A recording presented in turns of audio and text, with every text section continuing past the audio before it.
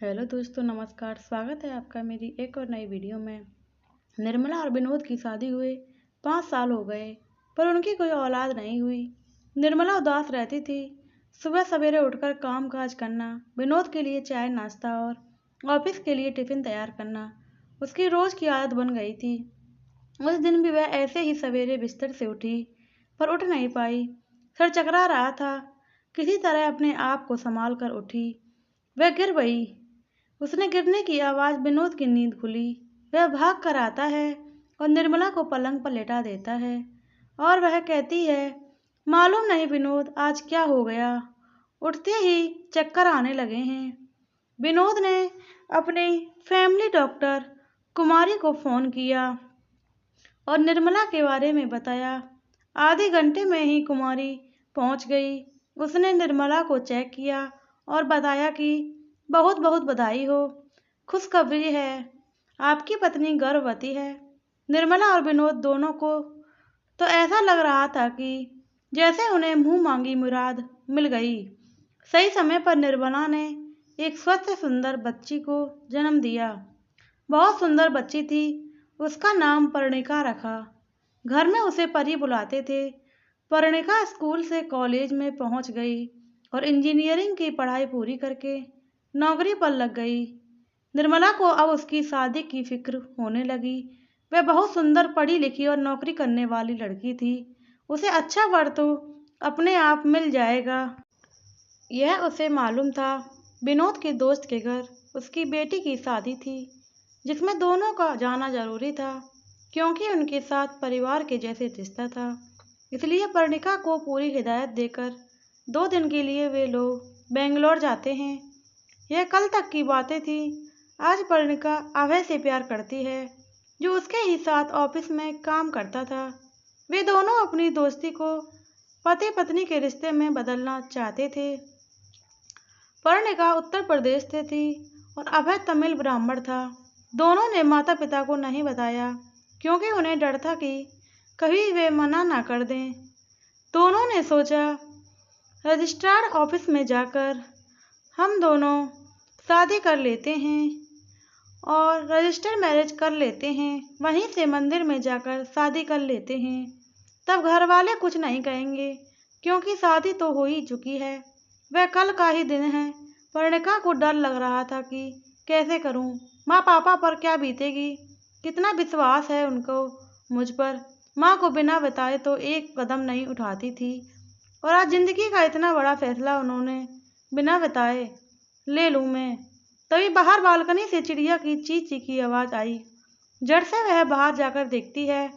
एक छोटी सी चिड़िया शायद उड़ान भरने के लिए प्रक्रिया में गिर गई थी और कौवे इसके पीछे पड़े थे। उस छोटी सी चिड़िया की देखभाल में पर्णिका ने बहुत सारा समय दिया था। उसके लिए दाना पानी एक जगह रखकर फोन आते ही अंदर आती है। देखा तो सुषमा थी। क्या कर रही है परी? कल तुझे जाना है ना पार्लर? बाली को मैं लेकर आऊं? साड़ी पहनाने से लेकर मेकअप भी कर देगी। जल्दी से सामान बांध ले। ऑल द बेस्ट कहकर फोन रख दिया। अलमारी खोलकर सामने खड़ी हो जाती है। सारे कपड़े रख लेती है। तभी उसे माँ की खरीदी हुई साड़ी दिखाई देती है। माँ की ख्वाहिश थी कि वह इस साड़ी पहनकर फेरे ले। हड़बड़ी में इस बात को तो वह भूल गई थी। जल्दी से उसे भी रख लिया। पर्णिका चिड़िया को देखने के लिए फिर बाहर जाती है। वह आराम से खा पीकर सो रही थी।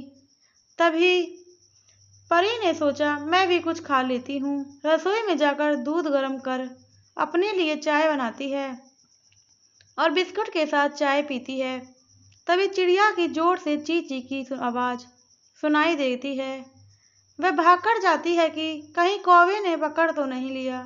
देखा तो वह अच्छे से उड़ान भरने के लिए काबिल हो गई थी। जैसे ही उसने परी को देखा, जैसे उसे बाय बोल रही हो, चींची की आवाज़ करते हुए आसमान की तरफ उड़ जाती है।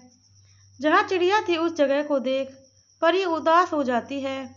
सोचती है, 2-3 घंटों में ही कितना लगाव हो गया था उस चिड़िया के बच्चे के साथ। हमें तो माता पिता ने इतने सालों से पाल पोस कर बड़ा किया है। उनकी उम्मीद अपने प्यार हमारे ऊपर ही रहते हैं। उन्हें बिना बताए मैं चली गई तो वे टूट जाएंगे और समाज में किसी को मुंह दिखाने लायक भी नहीं रहेंगे। मैं यह नहीं कर सकती हूँ। मन ही मन सोचते हुए अभय को फ़ोन करती है। फ़ोन उठाते ही अभय कहता है, परी सब इंतजाम हो गया है, बस सुबह तुम जल्दी से निकलना। परी ने कहा, अभय मैं तुमसे माफ़ी चाहती हूँ, मैं कल नहीं आ रही हूँ। अभय घबरा गया। क्या हुआ परी, क्या कह रही है?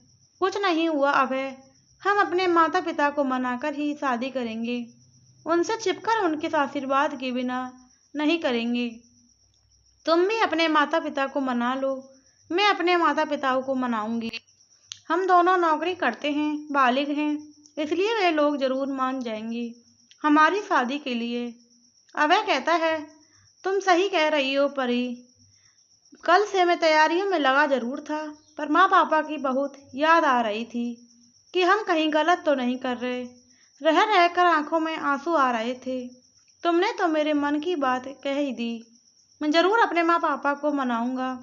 सचमुच तुमने मेरे दिल में इतना बड़ा बोझ उतार दिया जो अभी तक मैं कुछ समझ नहीं पा रहा था।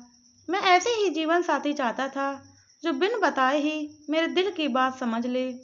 बहुत बहुत थैंक्स परी। अभय की बातें सुनकर परी को आराम मिला और वह अपने लिए खाना बनाने लगी। उसे भी लगा कि हम अनजाने में ही कहीं कितनी बड़ी गलती करने वाले थे। माँ का फ़ोन आता है, बेटा मैं और पापा कल सुबह आ जाएंगे। आज पुष्पा की विदाई हो गई है। कितना मुश्किल है अपने जिगर के टुकड़े को कलेजे से अलग करना। ठीक है बेटा, रखती हूँ फ़ोन में। कल मिलने पर बातें बताऊंगी कि शादी में क्या क्या हुआ। उस रात पढ़ने का चैन की नींद सो सकी थी। अच्छा है समय रहते उसने अपने आप को संभाल लिया था। अथवा मेरी नासमझी से मेरे अपने अपनों को ही चोट पहुंच जाती है। मन ही मन उसने ईश्वर को शुक्रिया अदा किया और उस चिड़िया का भी जिसे देखकर उसके दिमाग में यह ख्याल आया। प्लीज़ दोस्तों, वीडियो अच्छी लगी चैनल सब्सक्राइब करें, वीडियो को लाइक करें, कमेंट कर जरूर बताएं, बेल आइकन को प्रेस करें जिससे आगे आने वाली वीडियो की नोटिफिकेशन आप तक पहुंचती रहे। मिलते हैं आपको आगे आने वाली एक और नई वीडियो में। जय श्री राम, राधे राधे, जय श्री कृष्णा, जय माता दी।